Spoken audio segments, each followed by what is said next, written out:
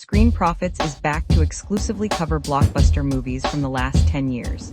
Let's get started on the box office analysis, movie budgets, and the final numbers that determine profitability. Hello movie lovers and welcome back to the channel. Before we break down the numbers, let's answer the big question. For everyone asking where to watch Dune Part 2 2024, the primary place to stream it is on Max. Now, if you're not on that platform and are wondering where to watch this movie, it's also available to rent or buy from all the major services like Apple TV and Amazon Prime Video. So, to be perfectly clear, the best answer for where to watch Dune Part 2 2024 is to stream it directly on Max. Today, we're diving deep into one of the biggest blockbuster movies of the decade, a true cinematic event that has dominated conversations among film enthusiasts and cinema fans everywhere. We are talking about the sci-fi epic Dune Part 2. In Dune, Part 2, starring the incredibly talented Timothée Chalamet as the conflicted hero Paul Atreides, and the magnetic Zendaya as the fierce Fremen warrior Chani, we witness the continuation of a saga that has redefined what a modern sci-fi hit can be. This masterpiece was directed by the visionary Denis Villeneuve, a filmmaker best known for his stunning work on other genre-defining classics like Arrival and Blade Runner 2049. Produced by the powerhouse partnership of Legendary Entertainment and Warner Bros., the cinematic event that is Dune Part 2 doesn't just stand on its own.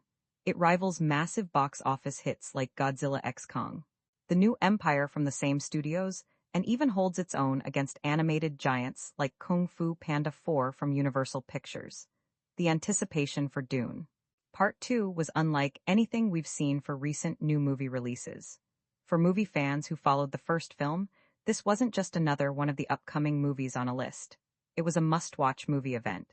The film also features an incredible supporting cast, with Rebecca Ferguson returning as Lady Jessica, Josh Brolin as Gurney Halleck, and introducing Austin Butler in a terrifying, transformative role as the villain feyd-rautha Harkonnen, alongside Florence Pugh as Princess Irulan. Each performance has been a major topic in movie reviews and reactions across the internet. Denis Villeneuve's directing style, known for its grand scale, immersive sound design, and breathtaking visuals, is on full display in Dune Part 2, taking audiences from the stark, beautiful deserts of Arrakis, filmed in locations like Jordan and the United Arab Emirates, to the imposing, Gothic world of the Harkonnens. What makes Dune Part 2 one of the truly top-rated movies right now is how it has captured the zeitgeist. The fan engagement with movies has been off the charts for this one. We've seen an explosion of movie memes, deep-dive movie fan theories on Reddit and YouTube, and endless movie spoilers discussion threads. The story continues Paul Atreides' journey as he unites with Chani and the Fremen, seeking revenge against the conspirators who destroyed his family. It's a classic hero's journey twisted into a dark, cautionary tale about power and fanaticism, making this post-apocalyptic action film so much more than just spectacle. The audience reactions, especially from IMAX screenings, have been overwhelmingly positive, solidifying its status as a fan-favorite movie. This isn't just one of the latest movies to hit theaters, it's a cultural moment. The sheer number of viral movie clips and discussions about iconic movie scenes, like Paul riding the sandworm for the first time, proves that Dune Part 2 has cemented its place in modern cinema history, becoming one of those rewatchable movies we'll be talking about for years to come, much like other timeless movies that have shaped their genres. Now, let's pivot from the fan experience to the boardroom perspective. For a blockbuster of this magnitude, the financial strategy is just as complex and compelling as the on-screen narrative. From a purely financial standpoint, Dune Part 2 was a calculated, high-stakes venture for its backers. The film's reported production budget was approximately $190 million. To put that number in context, it's a significant increase from the first film's $165 million budget, but remains remarkably efficient for a sci-fi epic of this visual scale, sitting below the $250–300 million budgets of many competing superhero films from studios like Disney's Marvel. This controlled spending is the first pillar supporting a favorable global gross forecast. The financing structure for Dune Part 2 was primarily a co-production, with Legendary Entertainment taking the lead on financing and development, while Warner Bros. Co-financed and managed the massive global distribution network. This partnership is crucial. It spreads the financial risk and leverages Warner's worldwide marketing machine. For Legendary, this project represents a massive investment, and the success of the film directly impacts their equity stake valuation as a production company. A hit of this size doesn't just mean profit, it elevates the entire company's prestige and market value. The primary monetization streams began with the global theatrical release, which is the most critical phase for a film like this. Following the theatrical window, revenue will continue to flow from premium video on demand. Streaming rights deals likely a massive exclusive for Warner's own Max platform international sales and physical media. Each of these streams contributes to the final tally that determines the venture's success. When investors and studios initially assessed the project, the global gross forecast was a central point of analysis. Given the success of the first film and the expanded cast, early projections were optimistic, aiming for a worldwide total north of $600 million to be considered a strong success. The film shattering the $700 million mark means it has wildly overperformed, dramatically shifting all financial calculations in its favor.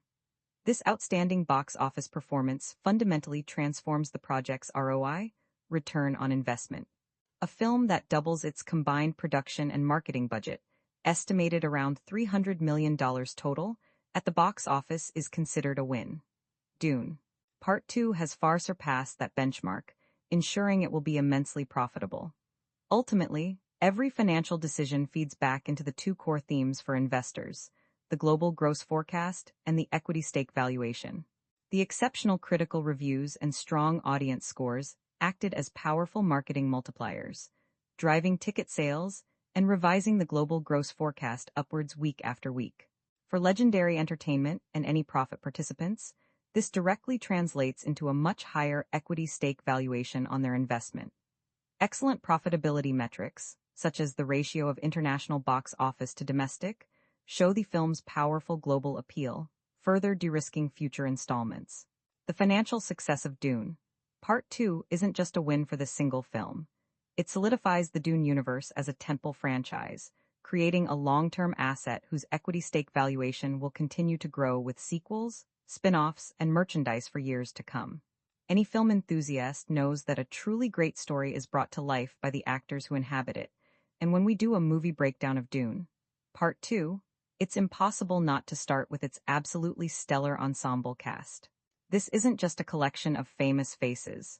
It's a carefully curated group of talent that elevates this blockbuster movie into something truly special, making it one of the most rewatchable movies of the year. At the heart of Dune. Part 2 is, of course, the phenomenal Timothée Chalamet as Paul Atreides. We see him transform from the reluctant young heir of the first film into a messianic leader, the Lisan al-Gaib. Chalamet's performance is central to the film's success, and his work here in Dune.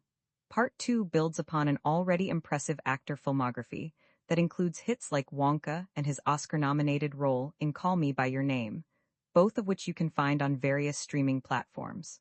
His ability to convey both vulnerability and immense power is what makes Paul's journey so compelling for movie fans. Starring alongside him is the incredible Zendaya as Chani, the fierce Fremen warrior who serves as Paul's guide, lover, and moral compass. The chemistry between Chalamet and Zendaya is a cornerstone of Dune. Part 2, and their dynamic provides the emotional core of this epic story. Zendaya, already a global superstar from her roles in the Spider-Man franchise and the critically acclaimed HBO series Euphoria, brings a grounded intensity to Chani that makes her a true fan-favorite character. The on-screen partnership between these two is a perfect example of what makes hit movies work. However, the casting news that had everyone talking was the addition of Austin Butler as the chilling and psychotic villain, feyd-rautha Harkonnen. Coming off his Oscar-nominated triumph in Elvis, Butler's physical and psychological transformation for Dune. Part 2 is nothing short of breathtaking. Shaving his head and eyebrows and adopting a menacing, snake-like presence, his performance could easily rival Heath Ledger's Joker in terms of memorable cinematic villains.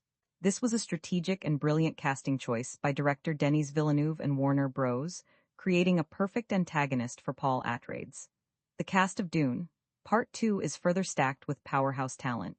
Florence Pugh, one of the most sought-after actresses in Hollywood, with an incredible list of previous movies like Midsommar and Black Widow, joins the saga as the shrewd and observant Princess Irulan.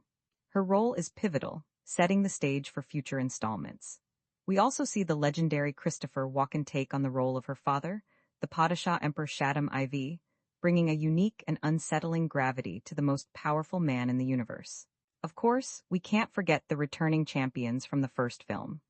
Rebecca Ferguson delivers a tour de force performance as Lady Jessica, whose descent into religious fanaticism is one of the film's most compelling subplots.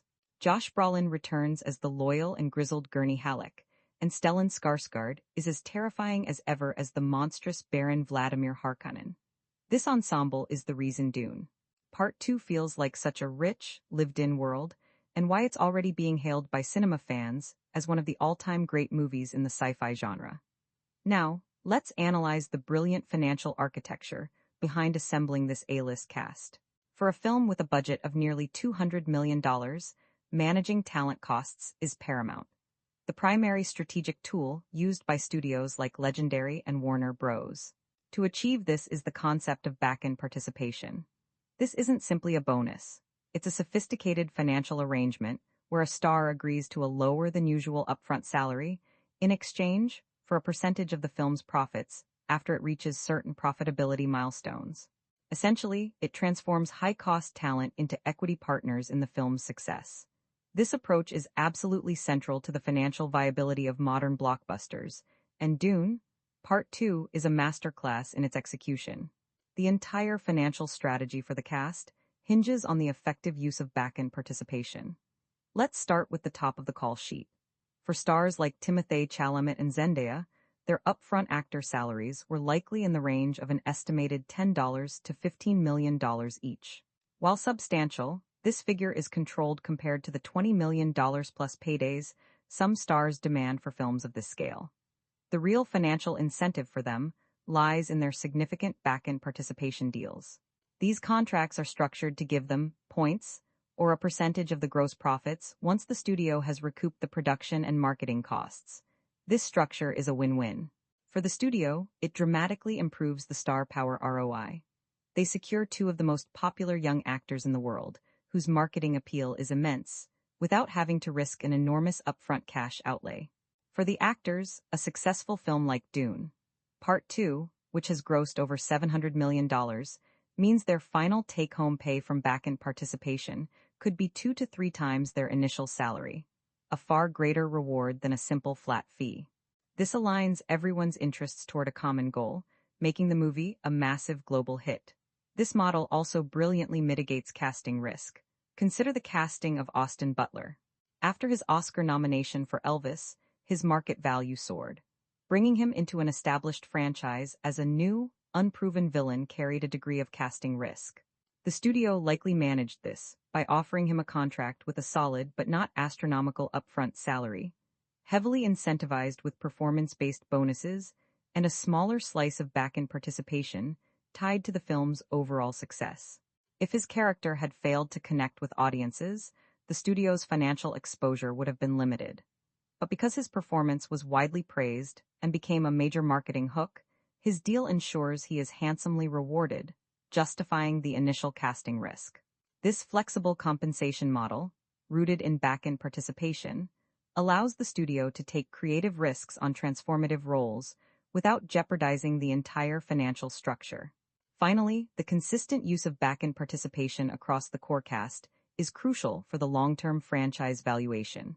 For returning actors like Rebecca Ferguson and Josh Brolin, their contracts for Dune Part 2 likely included escalators and continued back-end participation. This strategy is not just about this one film, it's about securing the talent for the inevitable sequel, Dune Messiah. By making the key actors partners in the franchise's financial journey, the studio increases the likelihood of keeping the original ensemble together. This continuity is invaluable, as it provides stability and predictability for investors, thereby increasing the overall franchise valuation. A stable, recurring cast makes the franchise a more reliable asset.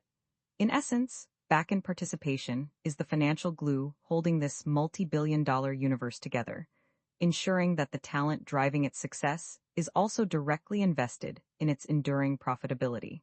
Alright, let's get into the very heart of what makes this film so compelling: the story. A great movie can have amazing visuals and a talented cast, but without a powerful narrative, it's just an empty spectacle. The story breakdown of Dune, Part 2, is what has truly captivated audiences and ignited countless online discussions. If you've been searching for a Dune, Part 2 plot summary or a deep dive into the movie themes, you are in the right place. And a fair warning to those who haven't seen it yet: this section will contain massive spoilers, as we're about to unpack everything. The film picks up immediately after the first, with Paul Atreides and his mother, Lady Jessica, having found refuge with the Fremen of feyd-rautha. The initial narrative breakdown focuses on Paul's struggle to assimilate into their culture, while grappling with the terrifying visions of a holy war waged in his name. This is where Timothée Chalamet's performance truly shines, as he portrays a young man caught between his desire for revenge and his fear of becoming a monster. The screenplay analysis reveals a brilliant adaptation of the second half of Frank Herbert's novel. The writers, Denis Villeneuve and John Spaihts, masterfully condense complex political and religious ideas into a propulsive action epic. We see Paul earn the respect of the Fremen, learning to ride the sandworms in one of the most iconic scenes of the year, and we witness his relationship with Zendaya's Chani deepen, providing the story its emotional anchor. But the core of the story breakdown of Dune, Part 2, is the manipulation of faith.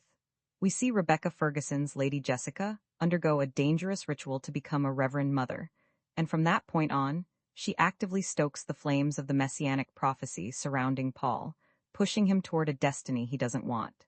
This exploration of religious fanaticism gives Dune, Part 2, a thematic weight that separates it from more simplistic sci-fi sagas. It has more in common with the morally complex narratives we might see in an HBO series like Game of Thrones than in a straightforward blockbuster from a competitor like Disney. Now, let's talk about the part of the film that has generated the most buzz: the Dune, Part 2 ending explained. The final act is a whirlwind of action and devastating choices. Paul, after drinking the water of life, fully embraces his powers and his role as the Lisan al-Gaib. He leads the Fremen in a stunning assault on the Emperor's forces, challenges the Emperor himself, and defeats Austin Butler's terrifying feyd-rautha in a ritualistic duel. But this is where the twist ending comes in. Instead of a triumphant hero's moment, Paul makes a cold, political decision. He usurps the throne by forcing a marriage to Princess Irulan, callously setting Chani aside. The final shot is not of our hero celebrating, but of a heartbroken Chani leaving to summon a sandworm, while Paul's fanatical Fremen army boards ships to launch their galaxy-spanning holy war.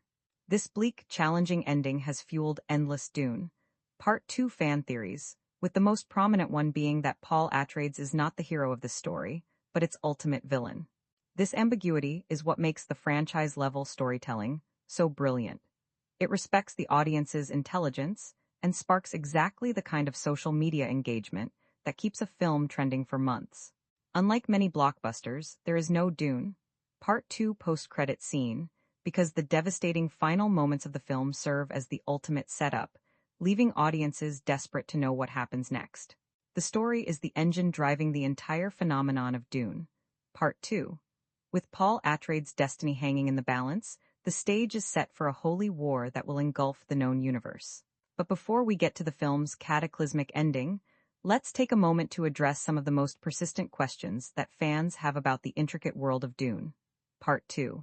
This is a film so rich with lore and detail that it has generated endless discussion, and we're going to tackle the most searched-for topics head-on. The first and most common question viewers have after seeing the film is: what exactly is the water of life, and how did Paul survive drinking it? The water of life is one of the most sacred and dangerous substances in the Dune universe. It is a poison, a powerful psychotropic bile that is expelled by a young sandworm at the moment of its death by drowning. In Fremen culture, this water is used in a ritual known as the Spice Agony, a trial that only a reverend mother of the Bene Gesserit is typically able to endure. The ritual involves an acolyte ingesting the raw water of life. If they can internally convert the poison into a harmless substance, they unlock their other memory, the collective consciousness and memories of all their female ancestors. For men, this trial is considered universally fatal. So, how did Paul survive? The answer lies in his unique genetic makeup. Paul is the Kwisatz Haderach, the end product of a thousand-year Bene Gesserit breeding program. He is a male with the genetic potential to do what only Reverend Mothers could, transmute the poison. When he drinks the water of life, he falls into a deep coma, on the brink of death. It is only Chani's intervention mixing her own tears, which contain the essence of the spice in her body, with the water of life and feeding it to him that provides the final catalyst. This act awakens him and completes his transformation. He doesn't just survive, he transcends. He not only unlocks the memories of his male and female ancestors, but also gains true, untethered prescience, the ability to see all possible futures and navigate the path of time. His survival is the ultimate confirmation of his status as the Kwisatz Haderach, a pivotal moment that solidifies his power and sets him on the path to becoming the Messianic Emperor. Another major question that dominates search results is, why did Chani leave at the end of the movie? Is she angry at Paul? The answer is yes, she is not just angry, she is heartbroken and disillusioned. Chani's departure at the end of Dune, Part 2, is one of the most significant and tragic moments of the story.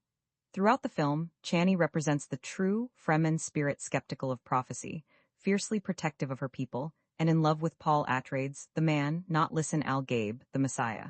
She believes in him, fights for him, and teaches him the ways of the desert. Her tragedy is that she watches the man she loves become consumed by the very prophecy she warned him against. Her anger stems from a series of profound betrayals. First, Paul chooses to drink the water of life, embracing the messianic path and becoming a figure of the Southern fundamentalists, something she fundamentally rejects. Second, and most devastatingly, is his political marriage. After defeating the emperor, Paul secures his throne by agreeing to marry Princess Irulan. While Paul insists to Chani that it's a purely political move and that she is the only one he will ever love, the act itself is a public and strategic rejection of their bond. For Chani, a Fremen who values honor and truth above all, this is an unforgivable act of political expediency. She sees him choosing power over love, choosing the prophecy over her. When she walks away and summons a sandworm, it is an act of defiance and a return to her roots. She is rejecting the new emperor and his holy war, choosing the freedom and purity of the desert over the corruption of the imperial court. Her leaving isn't just a breakup, it's a political and ideological statement. She is the last true believer in the Paul she once knew, and she is mourning his death as he transforms into the very thing she feared. Finally, a crucial lore question that viewers often search for is, who is Anya Taylor-Joy's character, and why is she important? Anya Taylor-Joy's surprise cameo is one of the film's biggest secrets, and her character is arguably the most important person in the entire future of the Dune saga. She is playing the adult version of Alia Atreides, Paul's yet-to-be-born sister. When Lady Jessica undergoes the spice agony to become a Reverend Mother, she is pregnant with Duke Leto's daughter. Because she is exposed to the water of life while still in the womb, Alia is preborn. She awakens to full consciousness with access to all of the ancestral memories of the Bene Gesserit before she is even born. In Dune, Part 2, we see this play out as Jessica communicates with her unborn daughter telepathically. The vision Paul has of the adult Alia, played by Anya Taylor-Joy, is a glimpse into the future. It's his prescience showing him his sister as she will one day be. A powerful, intelligent, and dangerous figure who will be his closest advisor and a key player in his galactic empire. Her importance cannot be overstated. In the books, Alia becomes a central figure, known as Saint Alia of the Knife. She is a Reverend Mother from birth, possessing wisdom and knowledge far beyond her years, which makes her both a revered figure and an object of fear and superstition. Her cameo is a brilliant piece of foreshadowing, setting the stage for the immense role she will play in the coming Holy War and the complex politics of Paul's reign. She is the next generation of Atreides power, and her introduction signals the deep and often tragic path the story is set to take. And understanding all of these elements, Paul's transformation, Chani's heartbreak, and Alia's future role is essential as we now turn to the film's final moments, where Paul Atreides doesn't just accept his destiny, but seizes it with force, unleashing a jihad that will change the galaxy forever. From a financial perspective, the story of Dune, Part 2 is not just a creative work. It is the single most valuable asset in this entire nine-figure investment. The narrative choices we just discussed were meticulously calculated to maximize long-term profitability. Let's begin with the initial investment in this asset, the script development cost. As an adaptation of a famous novel, the studio avoids the high risk of developing a completely original idea. However, the process of adapting a dense book into a blockbuster screenplay is still a significant expense. Based on Writers Guild of America scale for A-list writers and the involvement of the director in the writing process, the script development cost for Dune, Part 2, including multiple drafts and polishes, could easily be estimated in the range of $2 to $4 million. This is not just an expense. It is a critical capital allocation into the foundation of the entire franchise, directly influencing the final franchise IP worth. Now let's analyze the creative risk. The story's greatest creative strength, its dark, morally ambiguous ending, is also its biggest financial gamble. Mainstream blockbusters are typically built on satisfying, crowd-pleasing conclusions. Presenting the protagonist's victory as the catalyst for a galactic genocide is a massive creative risk that could have alienated a significant portion of the audience. This is where the risk-return ratio comes into play. The studio and filmmakers bet that a more intelligent, thought-provoking narrative would create a more passionate and loyal fanbase, even if it challenged casual viewers. The bet paid off spectacularly. The film's critical acclaim and immense box office success prove that the high creative risk yielded an exponentially higher return, cementing the franchise's reputation for quality and dramatically increasing its overall IP valuation. This successful gamble transforms the story from a potential liability into a core driver of the brand's premium identity. This leads directly to the sequel potential score, which, from an investor's standpoint, is a perfect 10 out of 10, or extremely high. The cliffhanger ending is not just an artistic choice, it's a brilliant financial strategy. It creates a powerful, unresolved narrative tension that virtually guarantees a massive built-in audience for a third film. This high degree of certainty for a sequel significantly de-risks future investment and is a primary driver of the franchise equity valuation. For investors and shareholders at Warner Bros. And Legendary, this means the future revenue streams from the Dune saga are now more predictable and, therefore, more valuable. The story's conclusion directly elevates the franchise IP worth by making the next installment a commercial necessity rather than a speculative possibility. This strategic storytelling opens the door for a robust content monetization pipeline. The rich lore and complex world-building are not just for narrative depth, they are a goldmine of intellectual property. The success of the main story validates the entire universe, allowing for spin-offs like the upcoming Max series Dune, Prophecy. This is the ultimate goal of modern franchise building, using a core story to create a universe ripe for content monetization across multiple platforms, streaming series, video games, anime, and more. Each new piece of content further solidifies the franchise IP worth, creating a self-sustaining financial ecosystem built on the foundation of a single, powerful story. Today, we're shifting our focus from the story to the spectacle. We're talking about the breathtaking sights and sounds that make Dune, Part 2, not just a film you watch, but an experience you feel. The cinematography and visual effects are central to its identity, creating a world that is both alien and tangibly real. This level of cinematic excellence is what transforms a good story into a fan-favorite movie that people will revisit for years. The man behind the camera, the director of photography Greg Fraser, returns after winning an Oscar for his work on the first film, and his mastery is evident in every single frame of Dune, Part 2.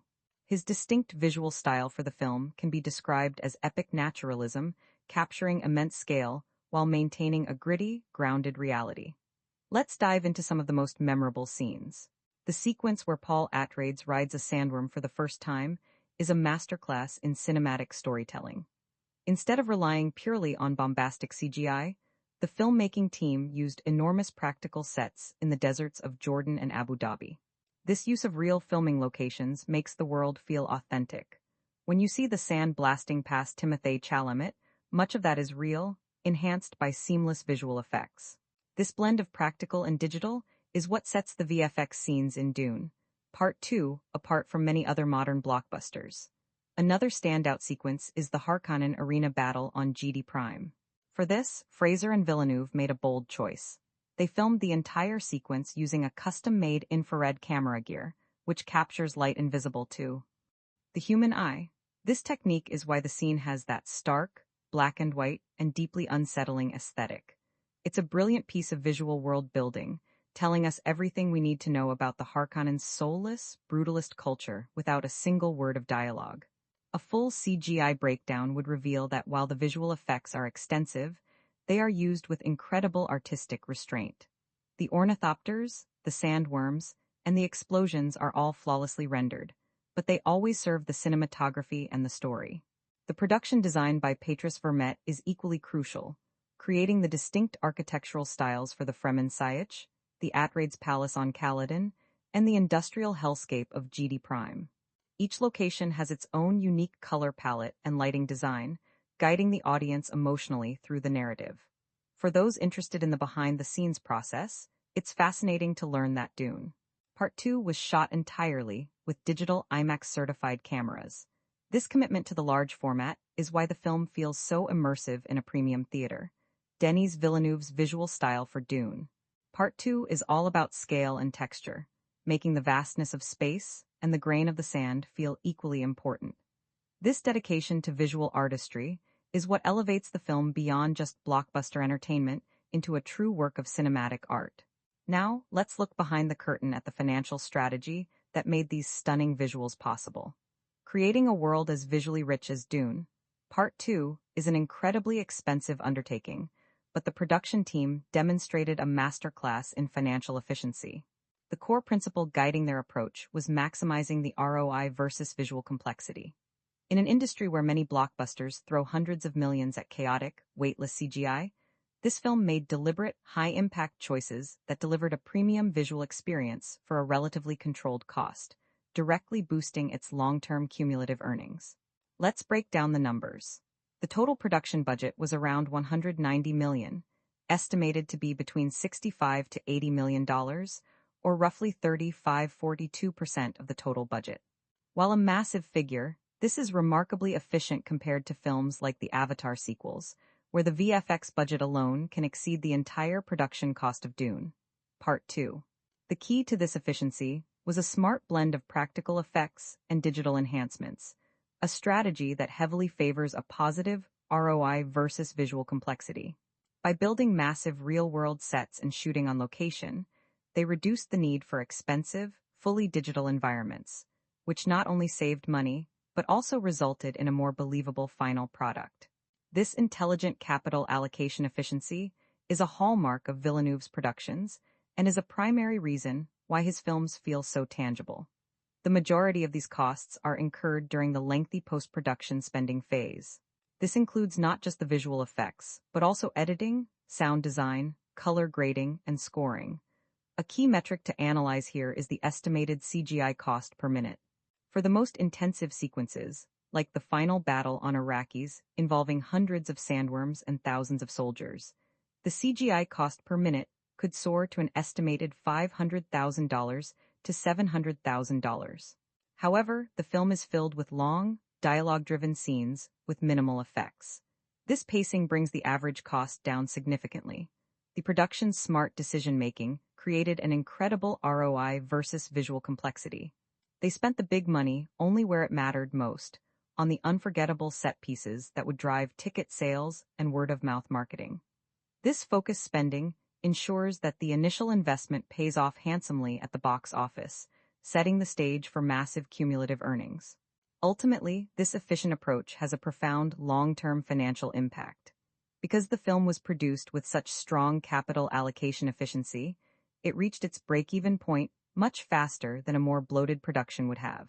This means it started generating pure profit earlier in its theatrical run. That profit is the first major contribution to what will become immense cumulative earnings over the film's lifetime. As the movie transitions to streaming, video on demand, and physical media, every dollar it earns is built upon this foundation of smart initial spending. The strong ROI versus visual complexity isn't just a short-term win. It's a long-term strategic advantage. It ensures that the franchise remains highly profitable, which in turn encourages investor confidence and secures funding for future installments. The visual brilliance of Dune. Part 2 is not a product of unlimited spending, but of intelligent, targeted investment, a strategy that will pay dividends for years and contribute to billions in cumulative earnings for the entire franchise. Today we're exploring an element of filmmaking that is often felt more than it is heard, the invisible force that shapes our emotions and elevates a scene from great to unforgettable, the musical score. For a film as epic and atmospheric as Dune, Part 2, the music isn't just background noise, it's a character in its own right. The official soundtrack for this film is a monumental achievement in modern cinematic music, and at the helm of this sonic journey is the legendary composer Hans Zimmer. Returning after winning his second Academy Award for the first Dune film, Zimmer has crafted an iconic score that is even more ambitious, primal, and emotionally resonant. His work on Dune. Part 2 is a masterclass in music-driven storytelling. The thematic score for Dune. Part 2 builds upon the foundations Zimmer laid in the first movie, but takes everything to a whole new level. One of the most memorable themes is what fans have dubbed Paul's Dream, a hauntingly beautiful and melancholic melody that represents his love for Chani and the future he yearns for. Zimmer then brilliantly corrupts and twists this theme as Paul embraces his darker destiny, turning a melody of love into a thunderous, terrifying war anthem. This musical transformation perfectly mirrors the character's journey. The official OST, original soundtrack, is filled with these soundtrack highlights. For instance, the track A Time of Quiet Between the Storms is a beautiful, intimate piece that has become a fan-favorite song for its emotional depth. On the other end of the spectrum, the track Kiss the Ring is an overwhelming, percussive force of nature that captures the sheer, terrifying power of the Listen Al Gabe. What makes the soundtrack for Dune? Part 2 so unique is Zimmer's experimental approach. He famously created entirely new musical instruments for this universe, blending ancient-sounding horns and primal drumming with futuristic synthesizers to create a sound that is both alien and deeply human. You won't find many conventional orchestral songs in movie scores like this one. Instead, it's a textural, immersive experience. The trailer music for Dune, Part 2, gave us our first taste of this epic soundscape, and it played a huge role in building anticipation. The full soundtrack list is now available on all major streaming platforms like Spotify and Apple Music, and the soundtrack popularity has been immense, with millions of streams worldwide.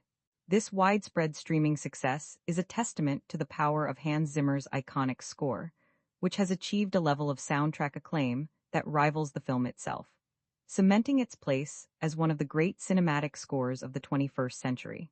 Now, let's peel back the artistic layer and analyze the soundtrack for Dune, Part 2, as what it is in the eyes of a studio, a distinct, high-performing financial asset. A film score of this caliber is not just a creative expense. It is a meticulously planned investment designed to generate multiple, long-lasting revenue streams.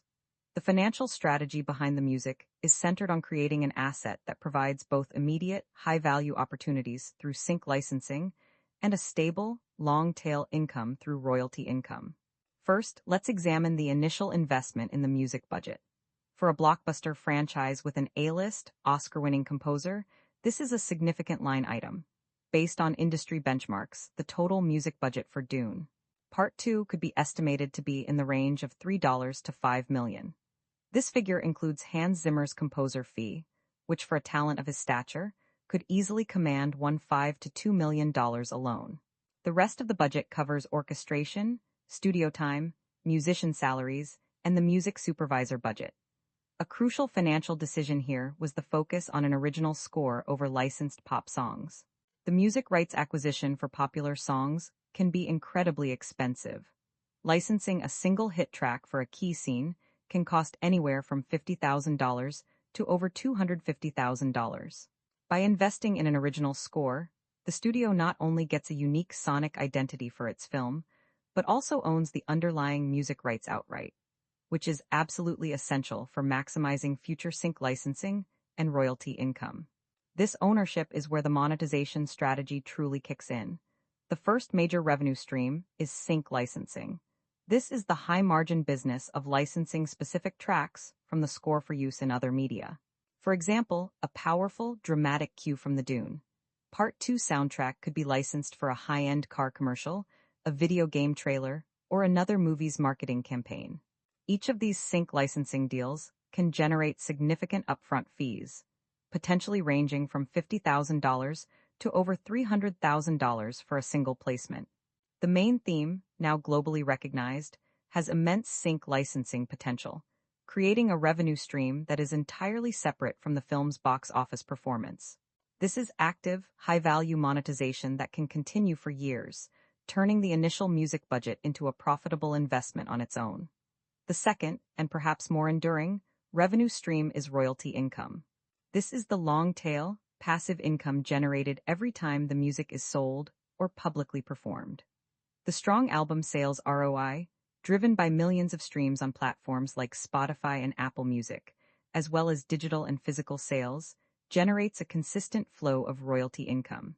While each individual stream pays a fraction of a cent, the cumulative total from a globally popular soundtrack can amount to hundreds of thousands of dollars annually. This royalty income will continue to trickle in for decades, long after the film has left theaters. This long-term value is further enhanced by franchise synergy. The iconic themes Hans Zimmer has created will undoubtedly be used in the upcoming Dune Messiah film and the Dune Prophecy streaming series. Every time this music is reused, it reinforces the brand's identity and generates new licensing fees and royalty income for the rights holders. In essence, the studio invested a few $1,000,000 to create a musical asset that will not only enhance the cinematic experience, but will also generate a diversified, multi-decade stream of high-margin revenue through both active sync licensing and passive royalty income, making it one of the most efficient and profitable investments within the entire film production. We've talked about the cast, the story, and the visuals, but a modern blockbuster phenomenon isn't just confined to the movie screen. It explodes into our culture, and a huge part of that is the incredible world of fan engagement and official merchandise. For a universe as rich and visually distinct as Dune, Part 2, the opportunities for fans to own a piece of that world are almost limitless. The merchandise hype surrounding this film has been massive, turning the movie into a full-blown lifestyle brand for its most dedicated followers. From high-end collectibles to everyday apparel, the strategy has been to offer something for every level of fan, ensuring the world of Arrakis feels accessible to everyone. Let's start with the items that get serious collectors excited. The franchise collectibles. For Dune, Part 2, we saw an incredible lineup of premium action figures from companies like McFarlane Toys. The detail on the figures of Paul Atreides in his Fremen stillsuit, or the terrifying, pale figure of feyd-rautha is just stunning, and these have been flying off the shelves. Beyond action figures, there have been amazing limited edition releases, like the highly sought-after ornithopter models and stunningly detailed statues. This is a strategy that successful franchises like Star Wars and Marvel have perfected, creating a sense of urgency and exclusivity that drives sales. Another huge part of the fan engagement has been the incredible social media buzz. Warner Bros. And Legendary launched brilliant social media campaigns, encouraging fans to share their own fan art and even participate in cosplay. The amount of incredible homemade stillsuits and Bene Gesserit outfits we've seen at fan conventions and on platforms like TikTok and Instagram is a testament to how deeply this film's aesthetic has connected with people. This organic fan engagement is what truly fuels the fire. It's not just about selling official merchandise, it's about building a community. Fans have been creating and sharing their own content, from deep dive theory videos to viral memes like the now famous Listen Al Gabe chant. We even saw that incredible popcorn bucket from AMC theaters become a viral sensation on its own. A perfect example of how merchandise hype can create its own pop culture moments. The studio also released a stunning series of movie posters, each one a work of art that fans are eager to own. From themed apparel like hoodies and t-shirts featuring the iconic Gom Jabbar to exclusive drops of vinyl soundtracks, the merchandising for Dune Part 2 has been a masterclass in giving fans tangible ways to express their love for the franchise, ensuring its pop culture impact will be felt long after it leaves theaters. Now, let's analyze this explosion of fan culture from a strategic, financial perspective. For a studio, merchandise isn't just a fun extra. It is a massive, high-margin revenue stream that operates on a fundamentally different and more profitable model than the film itself. The entire strategy is built on two core principles: maximizing the high-margin, low-risk income from licensed product royalty, and leveraging the power of organic, cost-free marketing to generate a powerful fan-driven ROI. First, let's demystify the business model of licensing and royalties. For the vast majority of merchandise, the studio, in this case, Legendary and Warner Bros., does not actually manufacture or sell the products. Instead, they license the Dune intellectual property, the character likenesses, logos, and vehicle designs to third-party companies that specialize in toys, apparel, or collectibles. In exchange, the studio receives a licensed product royalty on every single item sold. This is an incredibly lucrative model because the studio takes on almost no risk. It doesn't have to worry about manufacturing costs, inventory, or shipping. It simply collects a check. Based on industry standards, studios typically earn a licensed product royalty rate of 8% to 15% on the wholesale price of the merchandise. So, for every $20 action figure that a company like McFarlane Toys sells to a retailer like Target, the studio might earn between $0.80 and $1. $50 risk-free. Now, let's look at the projected sales. For a blockbuster hit as Dune, Part 2, the numbers can be staggering. The branded toy revenue alone, including action figures and playsets, could easily generate over $100 million in retail sales in its first year. Applying our royalty model to that figure, the studio could see $8 to $15 million in pure profit from that category alone. This is where the importance of retail partnerships comes in. Securing shelf space at global giants like Walmart, Target, and Amazon is absolutely critical. These partnerships ensure mass market penetration and volume, turning niche collectibles into a major revenue driver. This entire ecosystem is designed to maximize the income from the licensed product royalty, turning the film's cultural heat into a consistent stream of high-margin cash. This is a perfect example of successful cross-brand monetization, where the core film asset is leveraged to create value in entirely different industries. However, none of this works without the second core principle. Fan-driven ROI. The most effective marketing for merchandise is the kind the studio doesn't have to pay for.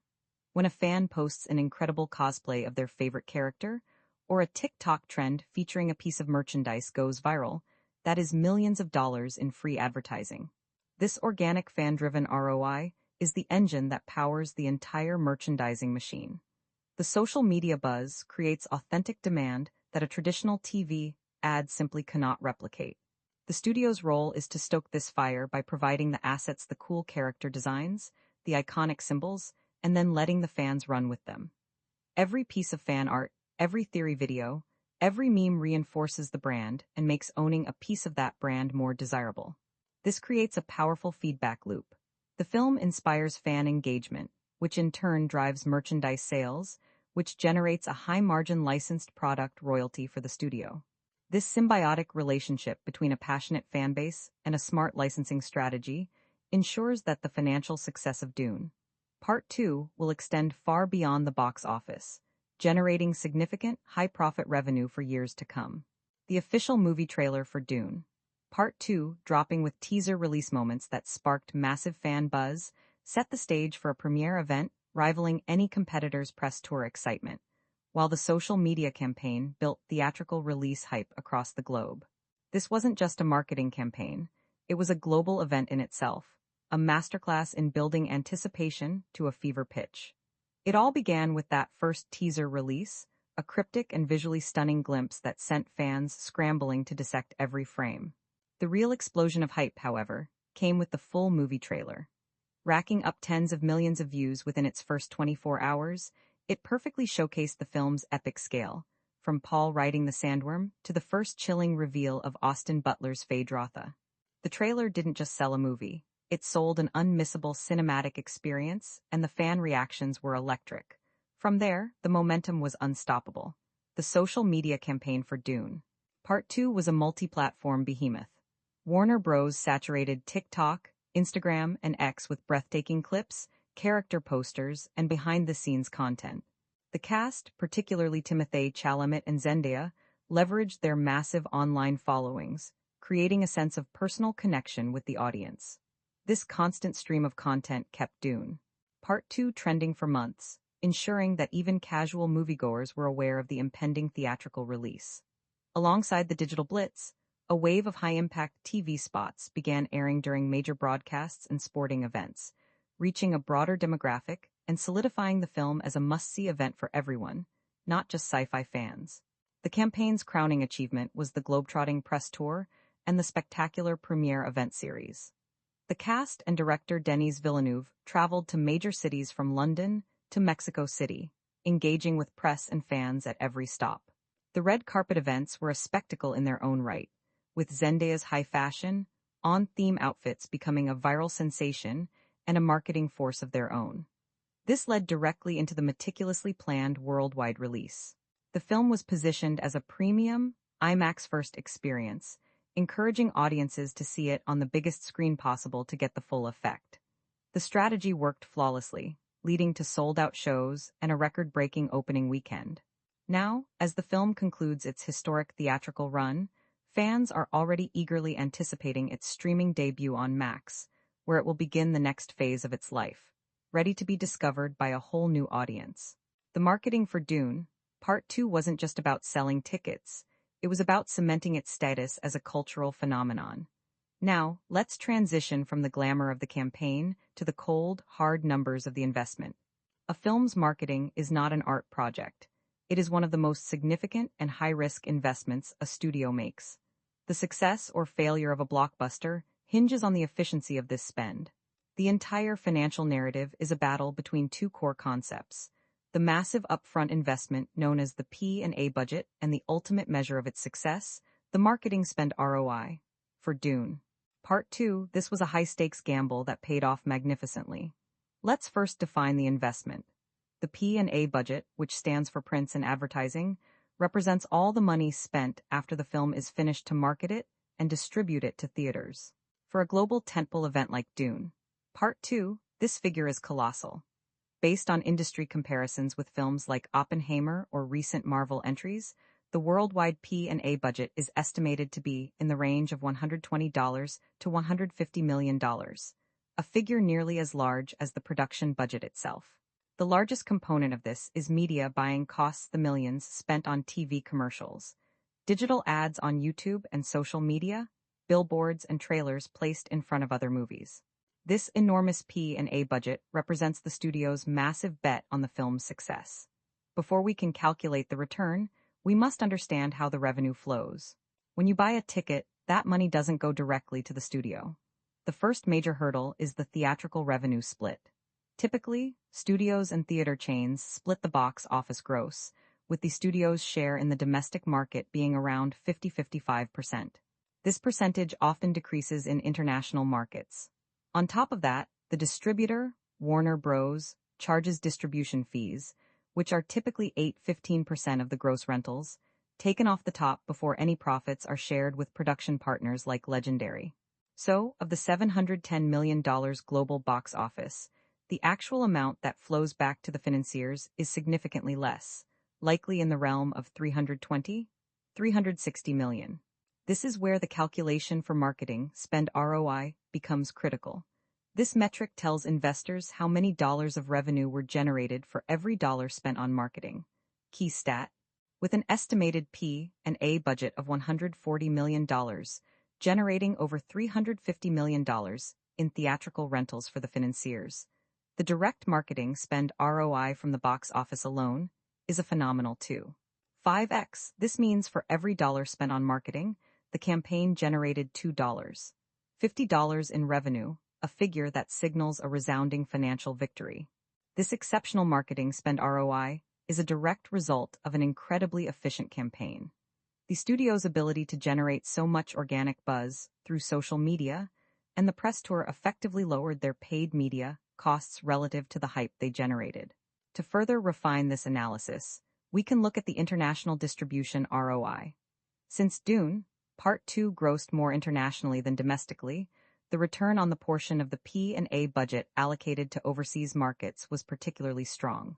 Even with lower revenue splits in some territories, the sheer volume of ticket sales made the international marketing push a huge profit driver. This strategic global campaign was essential to pushing the film past the $700 million mark, dramatically increasing the final marketing spend ROI. The immense success of this campaign demonstrates how a well-executed, nine-figure P&A budget is not just an expense, but a powerful investment that can turn a great film into a global financial powerhouse. Fans of Blade Runner 2049, genre-defining twists, and The Lord of the Rings heart-pounding action will find Dune. Part 2 bridges both worlds, delivering blockbuster storytelling moments that rival franchise-level hits, now streaming on Netflix, HBO Max, or Disney+. For any movie lover, one of the best ways to understand a film is to compare with other films and see where it fits in the grand cinematic landscape. Dune, Part 2 is a fascinating case because its genre rivals span everything from hard science fiction to epic fantasy. It's a film that truly stands on its own, but its DNA can be seen in some of the most beloved fan favorites of all time. The most obvious point of comparison, and one that sparks endless debate, is the franchise comparisons with Star Wars. Both are sprawling space operas featuring desert planets, mystical powers, and a young hero destined to overthrow an evil empire. However, Dune, Part 2 distinguishes itself with a much darker and more cynical tone. While Star Wars is a classic tale of good versus evil, Dune, Part 2 is a cautionary tale about the dangers of charismatic leaders and religious fanaticism, making it a more challenging and morally complex story. Another excellent film to look at for similar movies is Denis Villeneuve's own predecessor, Blade Runner 2049. Both films share a similar visual language, awe-inspiring scale, breathtaking cinematography, and a deliberate, meditative pace. If you love the atmospheric world-building and philosophical depth of Blade Runner 2049, you will feel right at home in the universe of Dune, Part 2. When looking at the direct box office competition, Dune, Part 2 had a fascinating run. It was released in a window where it faced off against films like Kung Fu Panda 4 and Godzilla x Kong, The New Empire. While these films are massive hits in their own right, Dune, Part 2 managed to carve out its own audience by offering something unique, a serious, adult-oriented epic. Among the top films in genre, its closest spiritual cousin is arguably Peter Jackson's The Lord of the Rings trilogy. The franchise comparisons here are compelling. Both feature an epic journey, a reluctant hero burdened with immense responsibility, and massive, groundbreaking battle sequences. The final assault on Arrakeen in Dune, Part 2 feels like a sci-fi equivalent of the Battle of Helm's Deep, a cinematic event that demands to be seen on the biggest screen possible. For fans of grand, world-altering fantasy storytelling, Dune, Part 2 is one of the best similar movies to come out in decades, cementing its place among the modern classics of the genre. From a financial analyst's perspective, a film's success is never judged in a vacuum. It is measured directly against its competition and the overall market conditions. The key to a successful investment is accurately forecasting a film's potential market share projection while carefully weighing the saturation risk assessment. For Dune, Part 2, the strategic positioning was a masterstroke of release date planning and counter-programming that allowed it to maximize its box office potential. To understand the opportunity, we must first analyze the comparative revenue of its competitors. The film's primary sci-fi predecessor in recent memory was Avatar, The Way of Water, which set an impossibly high bar with a staggered $2.3 billion worldwide gross, while no one expected Dune, Part 2 to reach those heights. It established that a massive global appetite for premium, visual spectacularski, fistal exists, a more realistic budge TVS. Performance analysis can be made with Denis Villeneuve's own Blade Runner 2049. That film was produced for an estimated $185 million, but only grossed $267 million worldwide, making it a commercial disappointment despite its critical acclaim. The key lesson here was that a high-concept, adult sci-fi film needed a more accessible, action-driven plot to succeed. A lesson clearly applied to Dune, Part 2. This brings us to the market share projection. The studio released the film in late February, early March, a historically strong window for blockbusters. The competitive landscape included Kung Fu Panda 4 targeting families and Godzilla x Kong targeting pure action fans. The market share projection for Dune, Part 2 was based on its ability to capture the entire premium, adult demographic that was being underserved by its competitors. The strategy was not to beat those films in their own lanes, but to dominate its own. By offering a sophisticated, epic experience, the film could realistically aim to capture 25–30% of the total box office pie for that 6-week period. Key stat: The historical genre ROI average for a major sci-fi epic with a budget over $150 is around 2.5x to 3x its production cost. Dune. Part 2 is currently on track to significantly outperform this average. However, every projection must be tempered by a saturation risk assessment. The primary risk for Dune. Part 2 was not from other sci-fi films, but from general blockbuster fatigue. In a crowded market, audiences can become selective. The saturation risk assessment would have identified that if Godzilla x Kong overperformed and pulled away some of the male demographic, the upside for Dune. Part 2 could be capped. The studio mitigated this risk with a marketing campaign that emphasized the film's unique qualities. Its A-list cast, its Oscar-winning pedigree, and its status as a cinematic event. By positioning it as a prestige picture rather than just another genre film, they insulated it from direct competition and lowered the saturation risk assessment. Taking all these factors into account, we can determine the film's risk-adjusted ROI. The initial market share projection was strong, and the saturation risk assessment was effectively managed through brilliant marketing. This created an investment scenario where the potential for high returns far outweighed the competitive risks. The film didn't just meet its market share projection. It exceeded it, proving that there is a massive, profitable audience for intelligent, ambitious filmmaking. From meme references of its most iconic scene to viral fan clips that sparked massive social media reactions, Dune. Part 2's cultural impact rivals any competitor's pop culture influence, creating fan engagement that lives on through TikTok clips and Reddit theories. A film truly becomes a phenomenon when it breaks out of the theater and into our everyday conversations, and Dune. Part 2 has done exactly that. Its immense visual power and epic story have created a tidal wave of fan-driven content across the internet. One of the biggest viral moments has to be the endless stream of memes related to the Listen Al Gabe prophecy.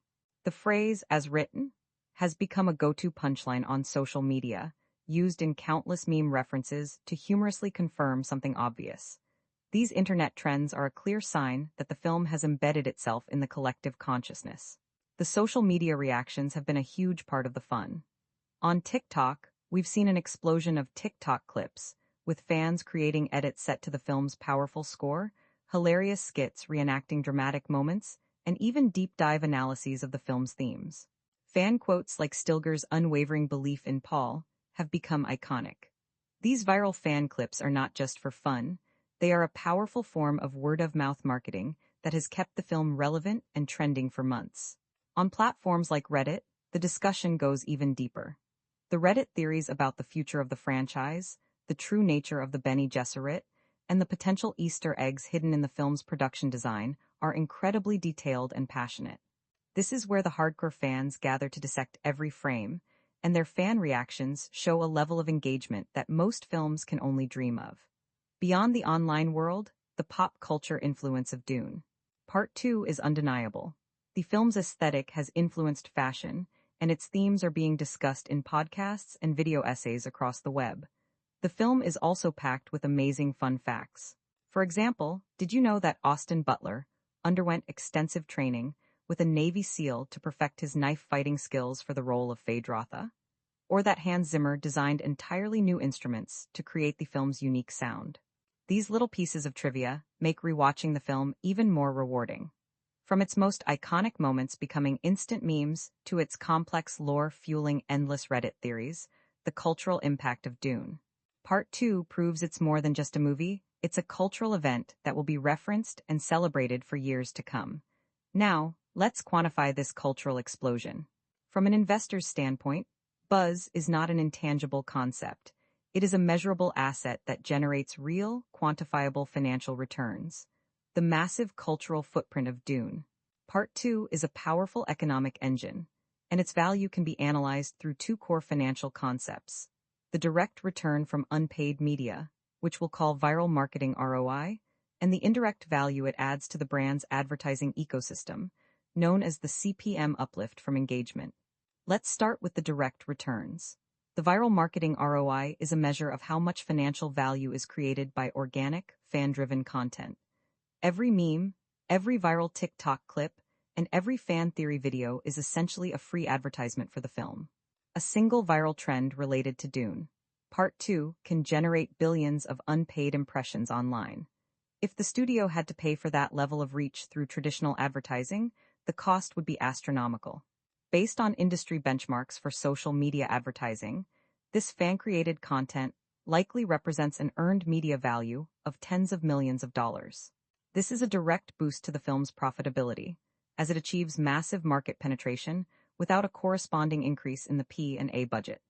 Key stat: a successful viral marketing campaign can lower a film's paid media costs by an estimated 20–30%, dramatically increasing the overall profitability of the marketing spend. This phenomenal viral marketing ROI is a cornerstone of the film's financial success. This cultural heat also unlocks new avenues for engagement-driven revenue. For example, the studio's official YouTube channel can monetize popular clips and behind-the-scenes content, with the high engagement ensuring a better ad share. The brand partnership value of the Dune IP also skyrockets. A brand looking to align itself with a culturally relevant, premium property would now see Dune as a top-tier partner. A potential collaboration with a luxury watch brand or a high-end fashion house could command a brand partnership value estimated between $1 million to $5 million, a revenue stream that only exists because the film has achieved such a high level of cultural cachet. This leads to an even more significant long-term benefit: the IP licensing premium. When a franchise is this culturally dominant, it can command higher royalty rates for its merchandise. The studio can now negotiate from a position of strength, potentially increasing its standard licensing fee by several percentage points, which translates into millions of dollars in additional, high-margin revenue over the lifetime of the franchise. The second core concept is the CPM uplift from engagement. CPM, or cost per mil, is the price advertisers pay to show an ad 1,000 times. On platforms like YouTube and Instagram, content that generates high levels of engagement, likes, comments, shares, is considered more valuable by the algorithm and can therefore command a higher CPM. Because the official content for Dune, Part 2, and the related fan content are so highly engaged with, the entire ecosystem around the film becomes more valuable to advertisers. This CPM uplift from engagement means that the studio and even fan creators can earn more money from the ads that run on their content. This creates a virtuous cycle.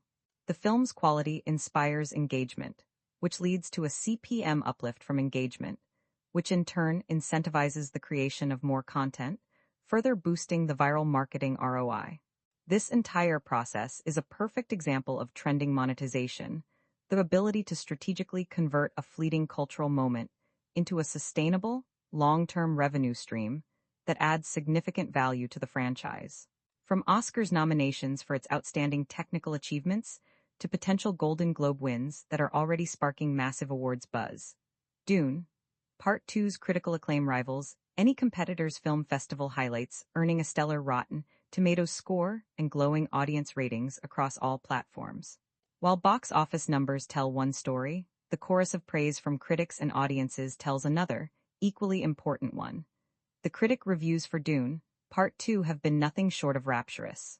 The film currently holds an incredibly high Rotten Tomatoes score, with many critics hailing it as a masterpiece of modern science fiction and one of the greatest sequels ever made.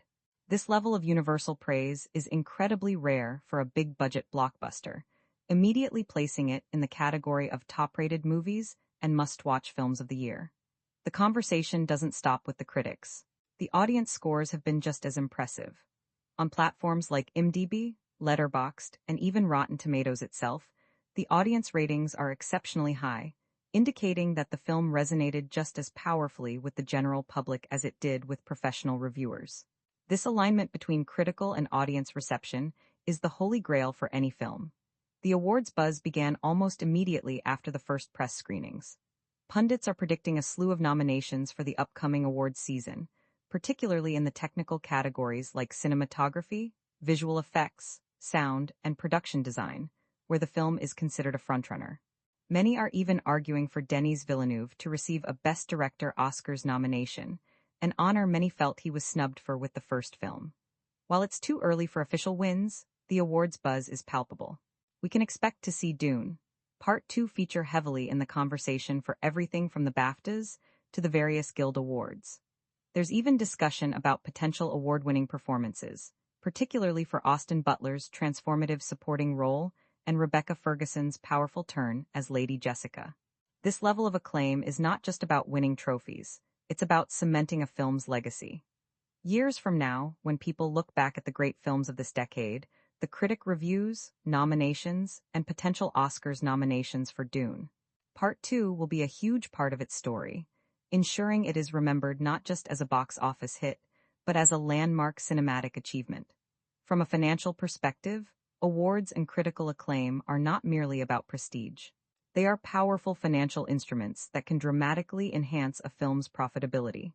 This prestige effect can be analyzed through two core financial concepts: the direct return generated from a successful awards campaign, which acts as a powerful ROI multiplier, and the broader, long-term enhancement of the asset's value, which we'll call the critical acclaim multiplier. Let's first address the investment required. Earning major awards is not a passive process. Studios must invest heavily in an award campaign cost. A full-fledged, for your consideration campaign aimed at securing major Oscars nominations is a multi-million-dollar endeavor. Based on industry benchmarks, a major campaign for a film like Dune, Part 2 can cost anywhere from $10 million to over $20 million. This budget covers everything from special screenings for Academy voters, print and digital advertising in trade publications, and events to promote the film's talent. This is a significant, high-risk investment, but the potential payoff is enormous. The most direct return on this investment is the post-award revenue boost. Historically, a nomination or win in a major category can drive a significant increase in ticket sales or streaming views. For a film still in its theatrical run, a Best Picture nomination can provide a post-award revenue boost of an estimated $10 million to $30 million in additional domestic box office, as it expands to more screens. This is a direct, measurable ROI multiplier on the initial marketing and production spend. For a film that has already moved to streaming, the effect is just as potent. Key stat: a Best Picture nomination often correlates with a 30–50% increase in post-nomination, streaming views, and digital rentals. This surge in viewership is a prime example of award-driven revenue, turning critical prestige directly into cash flow. Beyond the immediate box office bump, the long-term value is enhanced by the critical acclaim multiplier. This is where the true, lasting financial impact is felt. A film that is critically acclaimed, or an Academy Award nominee, has a permanent stamp of quality that increases its value across all ancillary markets. This allows the studio to engage in prestige pricing. When negotiating streaming monetization deals or selling international distribution rights, a film with major awards attached can command a significantly higher price. A Best Picture winner can demand a prestige pricing premium of 20–30% or more on its licensing fees, compared to a non-nominated blockbuster, with a similar box office gross. This critical acclaim multiplier also creates a substantial streaming royalty bump. On platforms where royalties are tied to viewership, the enduring interest in award-winning films means they continue to generate revenue for years, often outperforming more disposable blockbusters in the long run. The film's legacy value is solidified, making it a permanent fixture in best-of lists and film school curriculums, which in turn drives consistent library views. In essence, the initial award campaign cost is an investment in transforming a successful commercial product into a permanent cultural and financial asset. The ROI multiplier provides the immediate cash-on-cash return, while the critical acclaim multiplier ensures that the asset will continue to appreciate and generate revenue for decades to come. As Dune, Part 2 cements its film legacy with franchise potential that rivals any competitor's universe expansion. Fans speculate on sequels and spin-off ideas, while the director's next projects and upcoming movies hint at a thrilling future. We have now come to the end of our deep dive, and what a journey it has been. Dune, Part 2 is more than just a successful movie. It's a cinematic milestone that has reinvigorated the sci-fi epic for a new generation. Its cinematic impact will be felt for years, and the conversation is only just beginning. The most exciting part for fans is the incredible franchise potential that has been unlocked.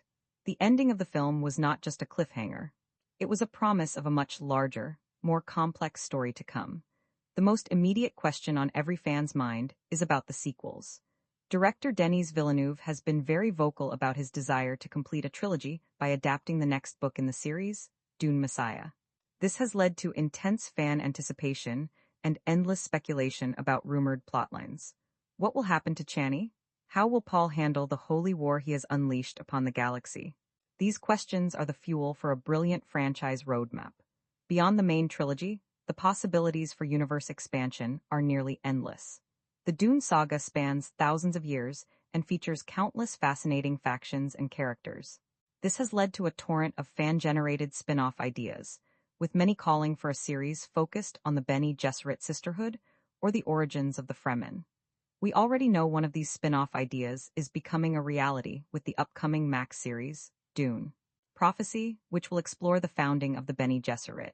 This is the first step in a much larger franchise roadmap that could see the Dune universe grow to rival giants like Star Wars or the MCU. As for the visionary behind it all, Denis Villeneuve's director's next projects are a subject of intense interest.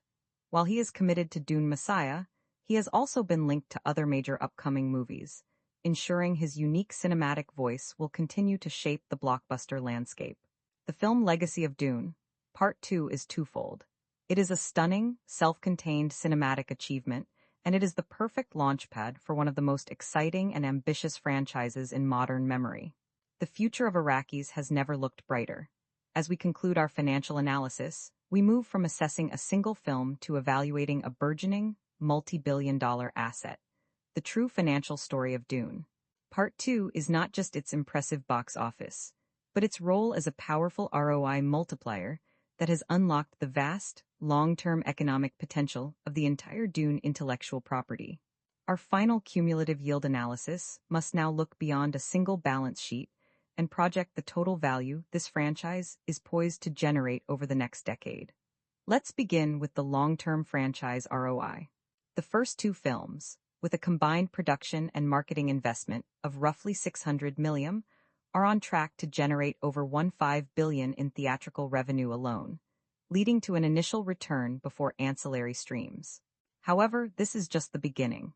With at least one more guaranteed blockbuster sequel and a streaming series, the long-term franchise ROI for this initial phase is projected to be in the range of 5x to 8x the total investment over a 10-year period.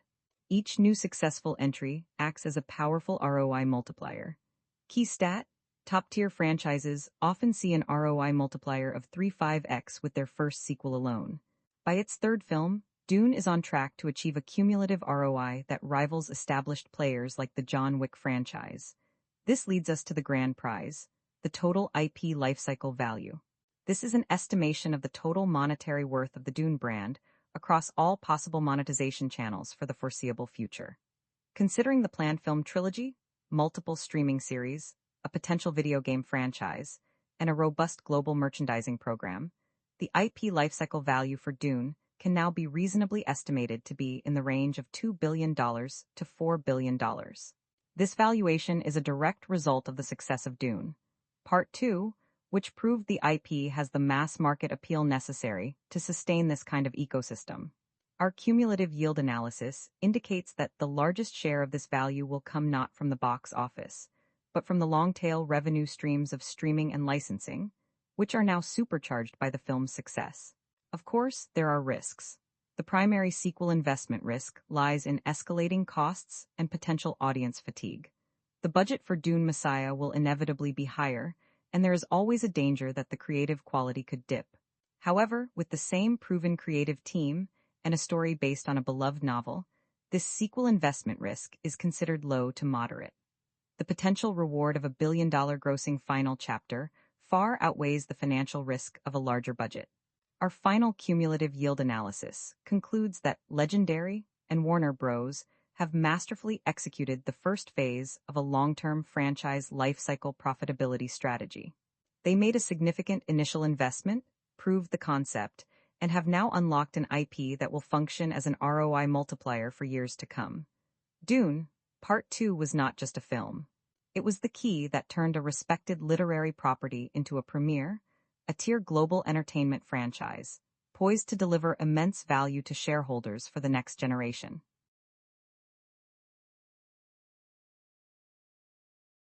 If you enjoyed this financial dissection, be sure to subscribe to Screen Profits.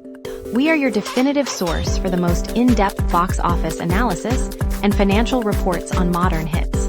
What last 10-year movie should we break down next? Let us know in the comments below, and we'll see you for the next financial report.